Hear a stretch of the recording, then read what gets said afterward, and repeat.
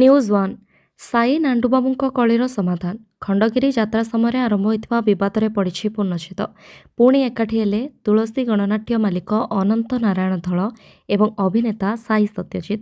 ହୋଟେଲରେ ଆଲୋଚନା ପରେ ବିବାଦର ସମାଧାନ ହୋଇଛି।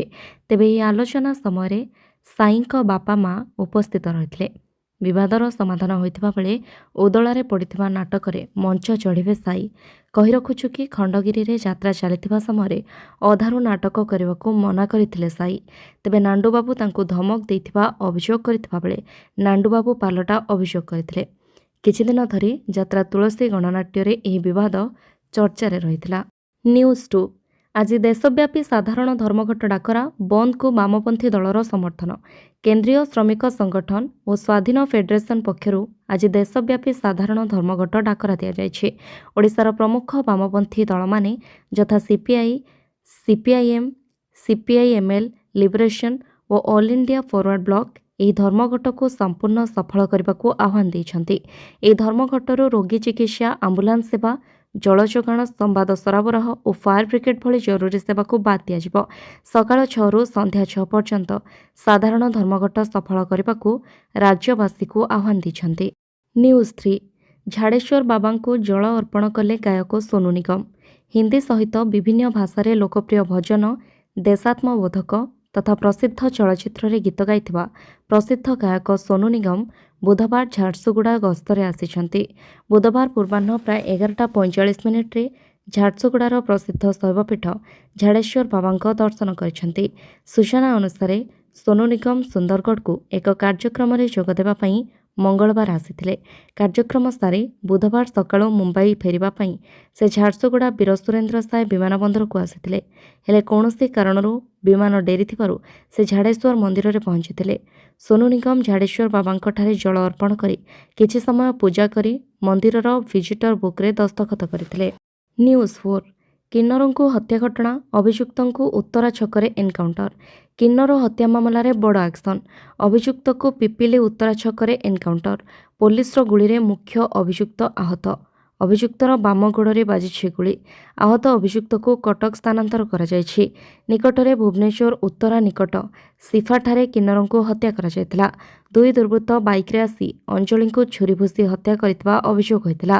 ପୋଲିସ ଏକାଧିକ ସିସିଟିଭି କ୍ୟାମେରା ଯାଞ୍ଚ କରିବା ସହିତ ଛାନଭିନ୍ ଜାରି ରଖିଥିଲା। କିଛି ଯୁବକ ତାଙ୍କୁ ଛୁରୀରେ ଆକ୍ରମଣ କରିଥିବା ସହଯୋଗୀମାନଙ୍କୁ ଫୋନ୍ ଯୋଗେ ଜଣାଇଥିଲେ। ସହଯୋଗୀମାନେ ପହଞ୍ଚିବା ବେଳକୁ ରକ୍ତାକ୍ତ ଅବସ୍ଥାରେ ଜାତୀୟ ରାଜପଥରେ ସେ ପଡ଼ି ରହିଥିଲେ। ଆମ୍ବୁଲାନ୍ସ ଯୋଗେ କ୍ୟାପିଟାଲ ହସ୍ପିଟାଲ ନିଆଯାଇଥିଲା, ହେଲେ ଡାକ୍ତର ସେଠାରେ ତାଙ୍କୁ ମୃତ ଘୋଷଣା କରିଥିଲେ। ତେବେ କିଏ ଓ କାହିଁକି ହତ୍ୟା କଲା ତାର ତନାଘନା କରୁଛି ପୋଲିସ। ନ୍ୟୁଜ୍ 5 ଦୁଇ ପୁଅ ପାଇଁ ମୁଣ୍ଡ ନୁଆଁଇବାକୁ ପଡ଼ିଲା ବୋଲି କହିଲେ ସୁର ରାଉତରାୟ। 2024 ନିର୍ବାଚନରେ ଜଟଣୀରେ କଂଗ୍ରେସ ପରାଜୟ ପ୍ରସଙ୍ଗରେ ବଡ଼ ବୟାନ ଦେଇଛନ୍ତି କଂଗ୍ରେସର ବରିଷ୍ଠ ନେତା ସୁର ରାଉତରାୟ। ମଙ୍ଗଳବାର ଜଟଣୀରୁ ନିର୍ବାଚନ ଲଢ଼ିବା ନେଇ ସେ କହିଥିଲେ। ବୁଧବାର ଏହି ବୟାନ ବଦଳାଇଛନ୍ତି ସୁର। କହିଛନ୍ତି ଯେ ଆଉ ନିର୍ବାଚନ ଲଢ଼ିବାର ନାହିଁ। ଥରେ ସନ୍ନ୍ୟାସ ଘୋଷଣା ପରେ ପୁଣି ନିର୍ବାଚନ ଲଢ଼ିବା ପ୍ରଶ୍ନ ଉଠୁନି ବୋଲି ସେ କହିଛନ୍ତି। କିନ୍ତୁ ମୋ ସମ୍ମତିରେ ଜଟଣୀରୁ କଂଗ୍ରେସ ଟିକଟ ଫାଇନାଲ ହେବ। ଦୁଇ ପୁଅ ପାଇଁ ମୁଣ୍ଡ ନୁଆଁଇବାରୁ କଂଗ୍ରେସ ଜଟଣୀରେ ହାରିଲା। ଦ୍ୱିତୀୟ ଥର ପାଇଁ ସେ ଭୁଲ ଆଉ ହେବାକୁ ଦେବି ନାହିଁ। ମୋ ପୁଅ ହେଉ କି ଯିଏ ହେଉ ମୋ ସମ୍ମତିରେ ଛିଡ଼ା ହେବେ ଆଉ ଜିତିବେ ବୋଲି ସୁର କହିଛନ୍ତି। ନ୍ୟୁଜ୍ 6 2027 ମାର୍ଚ୍ଚ ସୁଦ୍ଧା ରାଜ୍ୟର ସବୁ ଗ୍ରାମକୁ ପାଇପ୍ ଜଳ ଯୋଗାଣ ସୁବିଧା ଯୋଗାଇ ଦେବାକୁ ନିର୍ଦ୍ଦେଶ। ଆଗକୁ ଖରାଦିନ ଆସୁଥିବା ବେଳେ ଏବେଠୁ ଗାଁ ଗାଁରେ ପିଇବା ପାଣି ସଙ୍କଟ ଦେଖାଦେଲାଣି। ତେବେ 2027 ମାର୍ଚ୍ଚ ସୁଦ୍ଧା ରାଜ୍ୟର ସବୁ ଗ୍ରାମକୁ ପାଇପ୍ ଜଳ ଯୋଗାଣ ସୁବିଧା ଯୋଗାଇ ଦେବାକୁ ନିର୍ଦ୍ଦେଶ ଦେଇଛନ୍ତି ମୁଖ୍ୟମନ୍ତ୍ରୀ। ଏହାକୁ ମିଶନ ମୋଡରେ କାର୍ଯ୍ୟକାରୀ କରି ନିର୍ଦ୍ଦିଷ୍ଟ ସମୟସୀମା ମଧ୍ୟରେ ଯେପରି ସମସ୍ତ ଗ୍ରାମଗୁଡ଼ିକୁ ପାନୀୟ ଜଳ ସୁବିଧା ଯୋଗାଇ ଦିଆଯିବ, ସେଥିପ୍ରତି ସ୍ୱତନ୍ତ୍ର ଦୃଷ୍ଟି ଦେବାକୁ ମୁଖ୍ୟମନ୍ତ୍ରୀ ବିଭାଗକୁ ପରାମର୍ଶ ଦେଇଛନ୍ତି। ନ୍ୟୁଜ୍ 7 ନକ୍ସଲମୁକ୍ତ ଭାରତ ପାଇଁ ଓଡ଼ିଶା ସରକାରଙ୍କ ନୂଆ ରୋଡ୍ମ୍ୟାପ୍। ଅନ୍ୟ ରାଜ୍ୟର ନକ୍ସଲକୁ ଆତ୍ମସମର୍ପଣ ପାଇଁ ଆହ୍ୱାନ ଦେଇଛନ୍ତି ଓଡ଼ିଶା ସରକାର। 2 ମାସରେ ଦ୍ୱିତୀୟ ସଂଶୋଧିତ ପ୍ୟାକେଜ ଘୋଷଣା ହୋଇଛି। ଥଇଥାନ ପ୍ୟାକେଜ ବା ପୁନର୍ବାସ ନୀତିରେ ସର୍ବଭାରତୀୟ ସ୍ତରର କ୍ୟାଡରଙ୍କ ପାଇଁ ନୂଆ ନିୟମ ଯୋଡ଼ାଯାଇଛି। ଆତ୍ମସମର୍ପଣର 60 ଦିନ ସୁଦ୍ଧା ନକ୍ସଲକୁ ଥଇଥାନ ସୁବିଧା ମିଳିବ। ଏନେଇ ଗୃହ ବିଭାଗ ପକ୍ଷରୁ ବିଜ୍ଞପ୍ତି ପ୍ରକାଶ ପାଇଛି। ନୂତନ ନିୟମ ଅନୁସାରେ ଯଦି କୌଣସି ନକ୍ସଲ ଓଡ଼ିଶାର ବାସିନ୍ଦା ନୁହନ୍ତି କିନ୍ତୁ ଓଡ଼ିଶାରେ ସକ୍ରିୟ ଅଛନ୍ତି, ସେମାନେ ମଧ୍ୟ ଏହି ଯୋଜନାରେ ସମସ୍ତ ସୁବିଧା ପାଇପାରିବେ। ନୂଆ ନୀତିରେ ମୁଣ୍ଡଜାମିନ ପୁରସ୍କାର ରାଶିକୁ ଅତ୍ୟଧିକ ବୃଦ୍ଧି କରାଯାଇଛି। କେନ୍ଦ୍ରୀୟ କମିଟି ସଭ୍ୟଙ୍କ ପାଇଁ ସର୍ବାଧିକ 1.10 କୋଟି ଟଙ୍କା, ରାଜ୍ୟ କମିଟି ସଭ୍ୟଙ୍କ ପାଇଁ 55 ଲକ୍ଷ ଟଙ୍କା ଓ ଆଞ୍ଚଳିକ କମିଟି ସଭ୍ୟଙ୍କ ପାଇଁ 33 ଲକ୍ଷ ଟଙ୍କାର ପୁରସ୍କାର ରାଶି ନିର୍ଦ୍ଧାରିତ ହୋଇଛି। ଏହା ବ୍ୟତୀତ 5 ଲକ୍ଷ ଟଙ୍କାରୁ ଅଧିକ ପୁରସ୍କାର ଥିବା ସକ୍ରିୟ ନକ୍ସଲମାନେ ଆତ୍ମସମର୍ପଣ କଲେ ସେମାନଙ୍କୁ ଅତିରିକ୍ତ 10 ଲକ୍ଷ ଟଙ୍କାର ଏକକାଳୀନ ରାଶି ଫିକ୍ସ ଡିପୋଜିଟ୍ ଆକାରରେ ଦିଆଯିବ। ନ୍ୟୁଜ୍ 8 ବିଧାନସଭା ବଜେଟ୍ ଅଧିବେଶନ 16ରେ ବସିବ ସର୍ବଦଳୀୟ ବୈଠକ। ଫେବୃଆରୀ 17ରୁ ବିଧାନସଭା ବଜେଟ୍ ଅଧିବେଶନ। ଆସନ୍ତା 16 ତାରିଖରେ ବସିବ ସର୍ବଦଳୀୟ ବୈଠକ। ବାଚସ୍ପତିଙ୍କ ଅଧ୍ୟକ୍ଷତାରେ ଅନୁଷ୍ଠିତ ହେବ ସର୍ବଦଳୀୟ ବୈଠକ। ଆଗାମୀ ବଜେଟ୍ ଅଧିବେଶନ ପାଇଁ ବୈଠକ ବସିବ। ସୂଚନା ଥାଉକି ଫେବୃଆରୀ 17ରୁ ବିଧାନସଭାର ବଜେଟ୍ ଅଧିବେଶନ। ଫେବୃଆରୀ 20ରେ ଆସିବ ରାଜ୍ୟ ବଜେଟ୍। ବଜେଟ୍ ଅଧିବେଶନରେ ରହିଛି 19ଟି କାର୍ଯ୍ୟ ଦିବସ। ଫେବୃଆରୀ 17ରୁ 24 ପର୍ଯ୍ୟନ୍ତ ଚାଲିବ ପ୍ରଥମ ପର୍ଯ୍ୟାୟ ଅଧିବେଶନ। ମାର୍ଚ୍ଚ 9ରୁ ଏପ୍ରିଲ 8 ଦ୍ୱିତୀୟ ପର୍ଯ୍ୟାୟ ଅଧିବେଶନ। ମୁଖ୍ୟମନ୍ତ୍ରୀ ତଥା ଅର୍ଥମନ୍ତ୍ରୀ ମୋହନ ଚରଣ ମାଝୀ ରାଜ୍ୟର ବିକାଶକୁ ଦୃଷ୍ଟିରେ ରଖି ଆସନ୍ତା ଆର୍ଥିକ ବର୍ଷ ଲାଗି ସାଧାରଣ ବଜେଟ୍ ଉପସ୍ଥାପନ କରିବେ। ଦ୍ୱିତୀୟ ପର୍ଯ୍ୟାୟ ବଜେଟ୍ ଅଧିବେଶନ ମାର୍ଚ୍ଚରେ ହେବ। ଉଭୟ ପର୍ଯ୍ୟାୟରେ ପ୍ରାୟ 30 ଦିନ କାର୍ଯ୍ୟଦିବସ ଚାଲିବା ପାଇଁ ସରକାର ପକ୍ଷରୁ ପ୍ରସ୍ତୁତି କରାଯାଇଛି। ନ୍ୟୁଜ୍ 9 ଆଇସିୟୁ ବେଡ୍ରୁ ରୋଗୀ ଖସିପଡ଼ିବା ଘଟଣାରେ କାର୍ଯ୍ୟାନୁଷ୍ଠାନ। ବଦଳିଲେ ପ୍ରଫେସର ଓ 3 ନର୍ସିଂ ଅଫିସର। ଏସ୍ସିବି ମେଡିକାଲ ଆଇସିୟୁରେ ରୋଗୀ ଛଟପଟ ଦୃଶ୍ୟ ସାରା ରାଜ୍ୟରେ ହଇଚଇ ସୃଷ୍ଟି କରିଛି। ଡ୍ୟୁଟିରେ ଥିବା ଡାକ୍ତର, ନର୍ସିଂ ଅଫିସର ଏବଂ ଅନ୍ୟ କର୍ମଚାରୀମାନେ କର୍ତ୍ତବ୍ୟରେ ଅବହେଳା କରିଥିବା ପ୍ରାଥମିକ ତଦନ୍ତରୁ ସ୍ପଷ୍ଟ ହୋଇଛି।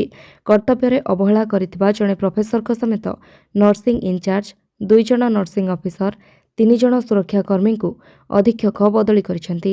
ପୂର୍ଣ୍ଣାଙ୍ଗ ତଦନ୍ତ ରିପୋର୍ଟ ଆସିବା ପରେ ଡ୍ୟୁଟିରେ ଥିବା ନର୍ସିଂ ଅଫିସରଙ୍କ ବିରୋଧରେ ବିଭାଗୀୟ କାର୍ଯ୍ୟାନୁଷ୍ଠାନ ଗ୍ରହଣ କରାଯିବ ବୋଲି ଅଧୀକ୍ଷକଙ୍କ କାର୍ଯ୍ୟାଳୟ ସୂତ୍ରରୁ ସୂଚନା ମିଳିଛି। ନ୍ୟୁଜ୍ 10 ପିୟୁସିସି ଫାଇନ୍ କମାଇବା ଯୋଜନା ଚାଲିଛି ବୋଲି କହିଲେ ପରିବହନ ମନ୍ତ୍ରୀ। ପିୟୁସିସି ନେଇ ପରିବହନ ମନ୍ତ୍ରୀ ବିଭୂତି ଜେନା ବଡ଼ ସୂଚନା ଦେଇଛନ୍ତି। ସମସ୍ତେ ପିୟୁସିସି କରିବା ବାଧ୍ୟତାମୂଳକ ଅଟେ। ଆହୁରି କହିଛନ୍ତି ଟୋଲଗେଟ୍ରେ ପିୟୁସିସି ଫାଇନ୍ କମାଇବା ପାଇଁ ଚାଲିଛି ଯୋଜନା। 10,000 ଟଙ୍କା ଫାଇନ୍କୁ କମ୍ କରିବାକୁ ଆଲୋଚନା ଚାଲିଛି। ରାଜ୍ୟରେ ବାୟୁ ପ୍ରଦୂଷଣ ନେଇ କଡ଼ାକଡ଼ି ହୋଇଥିଲା ପିୟୁସିସି ନିୟମ।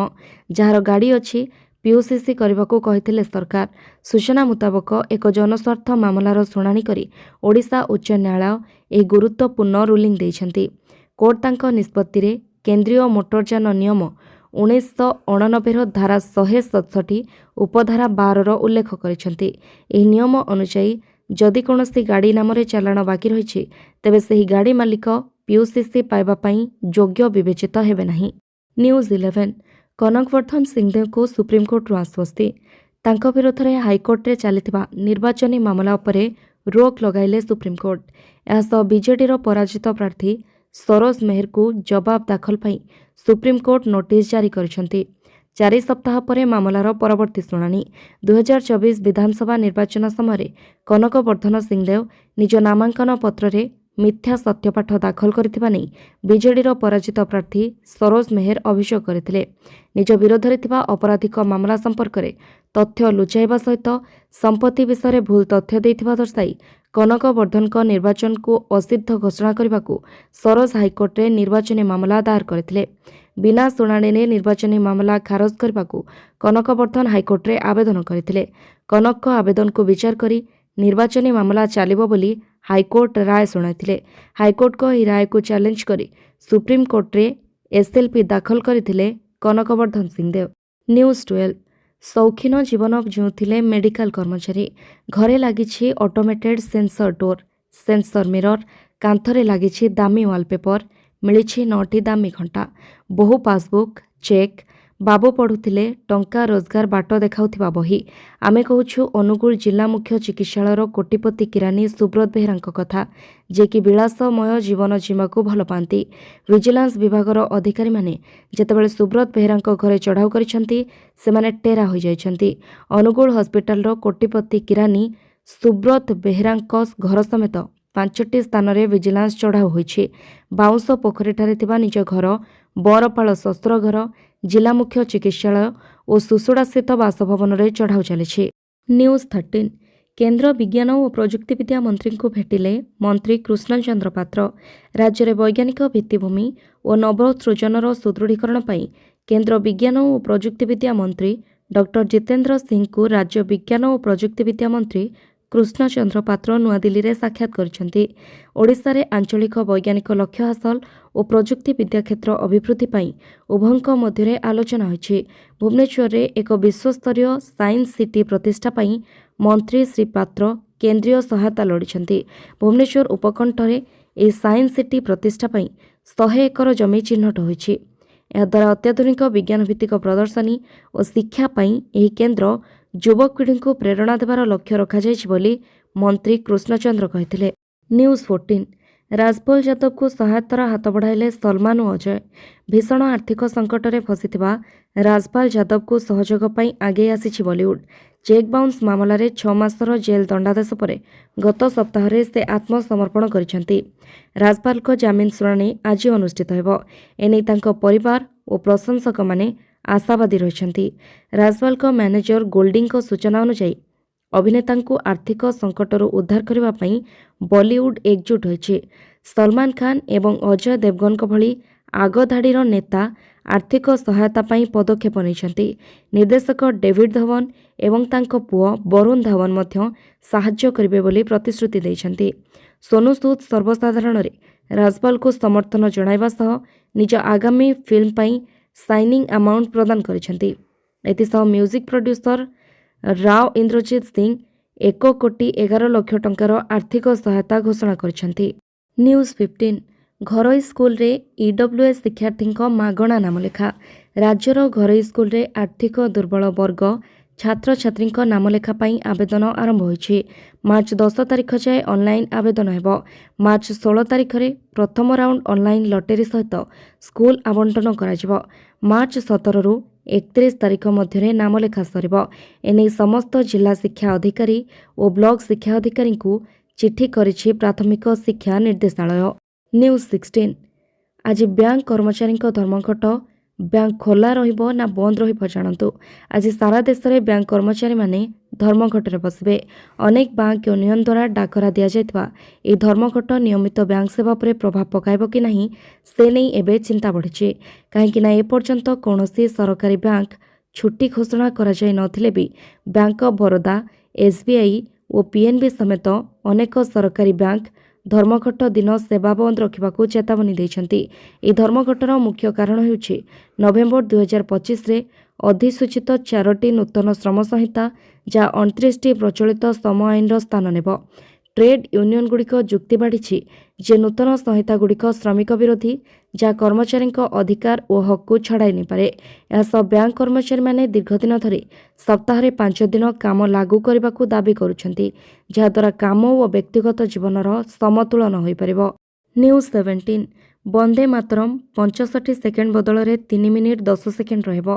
वंदे मातरम रचनार 150 वर्ष पूरण अवसर में केन्द्र मंत्रणालय पक्षर एक ऐतिहासिक निष्पत्ति ग्रहण कराई गुरुत्वपूर्ण निर्देश जारी होइछि।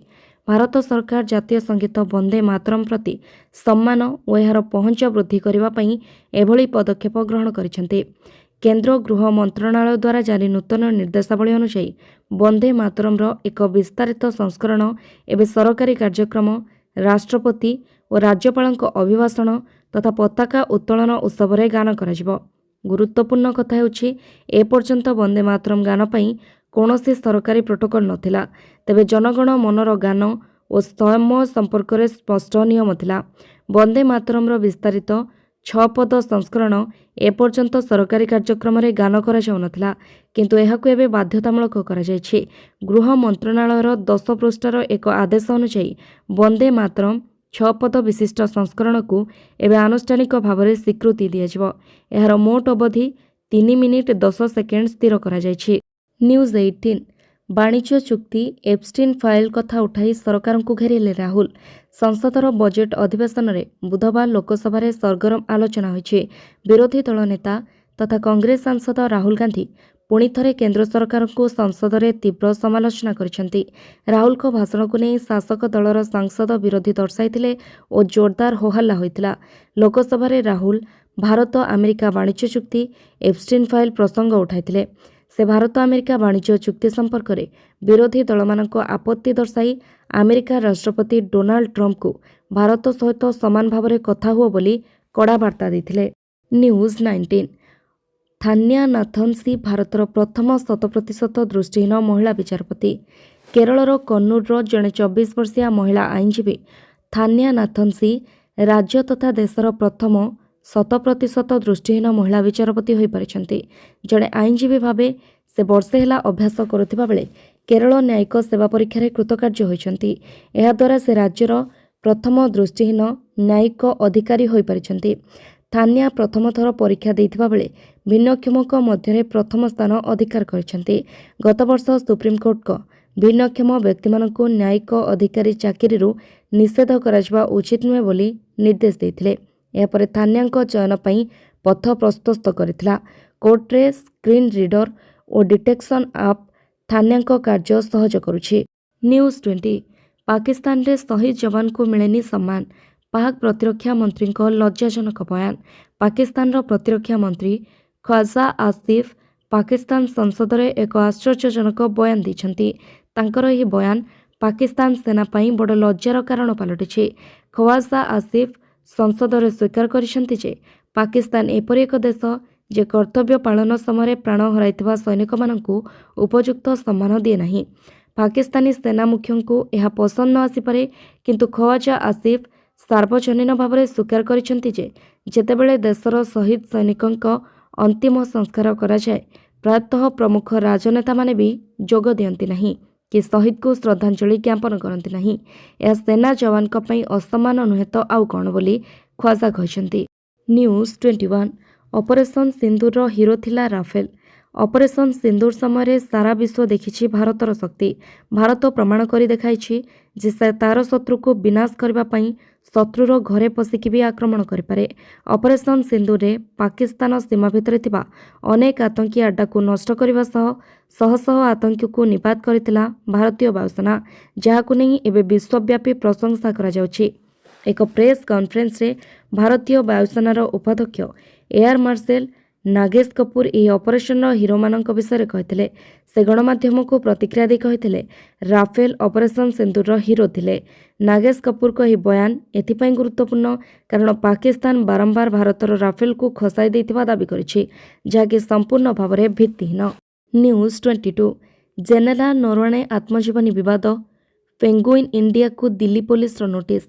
पूर्वतन सेना मुख्य जेनेराल एमएम नरवणे आत्मजीवनी को नहीं बड़ धरणर विवाद पर दिल्ली पुलिस बुधवार publisher penguin random house India को नोटिस जारी करिछि।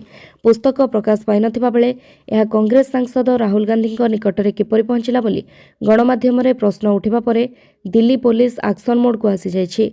दिल्ली पुलिस स्वतंत्र सेल पुस्तक लिक नहीं अपराधिक षड्यंत्र अभियोग रे मामला रुजु करिबा परे नोटिस रे अप्रकाशित आत्मजीवनी सहित जड़ित अनेक प्रश्नर उत्तर लड़ा जाइछि एवं प्रकाशकों को तदंतरे सहयोग करने को कहुଯାଇଛି।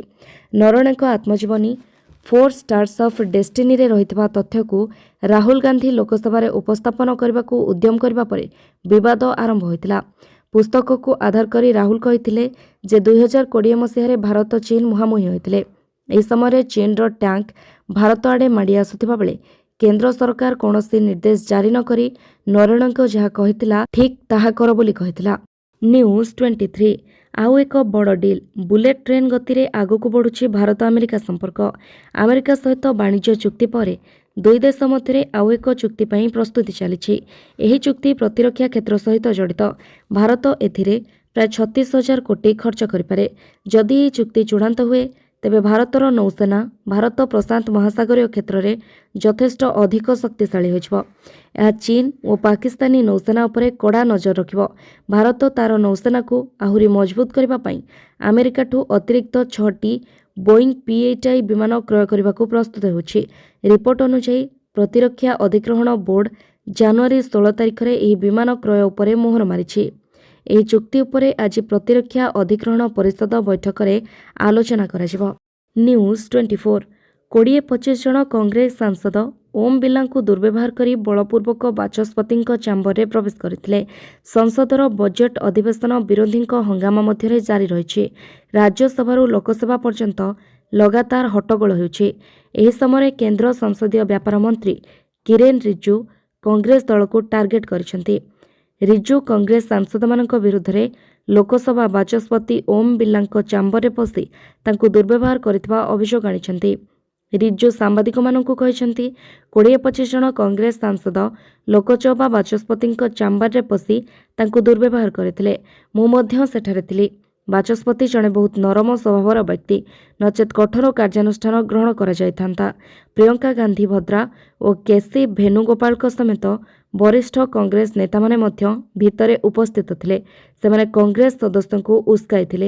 ନ୍ୟୁଜ୍ 25 ଆମେରିକା ଓ ଭେନେଜୁଏଲାରୁ ଅଧିକ ତେଲ ଆସିବ। ଆଗାମୀ ଦିନରେ ଆମେରିକା ଓ ଭେନେଜୁଏଲାରୁ ଅଧିକ ତେଲ ଭାରତକୁ ଆସିବ। ଭାରତ ଓ ଆମେରିକା ମଧ୍ୟରେ ବାଣିଜ୍ୟ ଚୁକ୍ତି ହେବା ପରେ ତୈଳ କ୍ରୟ ରଣନୀତିରେ ପରିବର୍ତ୍ତନ କରିବାକୁ ତୈଳ କମ୍ପାନୀଗୁଡ଼ିକୁ ସରକାର କହିଛନ୍ତି। ତେଲ କିଣିବା ବେଳେ ଆମେରିକା ଓ ଭେନେଜୁଏଲା ତେଲକୁ ପ୍ରାଥମିକତା ଦେବାକୁ ସେମାନଙ୍କୁ କୁହାଯାଇଛି। ସେଥିପାଇଁ ଟ୍ରେଡରମାନଙ୍କ ସହ ସିଧାସଳଖ କଥାବାର୍ତ୍ତା କରିବାକୁ ପରାମର୍ଶ ଦିଆଯାଇଛି। ତେବେ ଏହି ଦୁଇ ଦେଶରୁ ତେଲ ମଗାଇବା ଏତେ ସହଜ ହେବ ନାହିଁ। ପ୍ରଥମ ଆହ୍ୱାନ ହେଉଛି ଆମେରିକୀୟ ତେଲ ହେଉଛି ହାଲୁକା ଓ ମିଠା, ସେଥିରେ ସଲଫର ମାତ୍ରା କମ୍ ରହୁଛି। ଭାରତୀୟ ତୈଳ ବିଶୋଧନ କାରଖାନାଗୁଡ଼ିକୁ ମଧ୍ୟମ ଧରଣର ଅଶୋଧିତ ତୈଳ ବିଶୋଧନ କରିବା ଲାଗି ନିର୍ମାଣ କରାଯାଇଛି। ସେଥିରେ ଏଭଳି ହାଲୁକା ତେଲକୁ ବିଶୋଧନ କରିବାକୁ ହେଲେ ଅଧିକ ନିବେଶ କରିବାକୁ ପଡ଼ିବ। ଅନ୍ୟତମ ବଡ଼ ଆହ୍ୱାନ ହେଉଛି ପରିବହନ ଖର୍ଚ୍ଚ। ଆମେରିକାରୁ ଭାରତକୁ ତେଲ ମଗାଇବାକୁ ହେଲେ ଜାହାଜକୁ ଲମ୍ବା ଦୂର ଯାତ୍ରା କରିବାକୁ ପଡ଼ିବ। ତେଣୁ ପରିବହନ ଖର୍ଚ୍ଚ ମଧ୍ୟ ଯଥେଷ୍ଟ ବଢ଼ିଯିବ।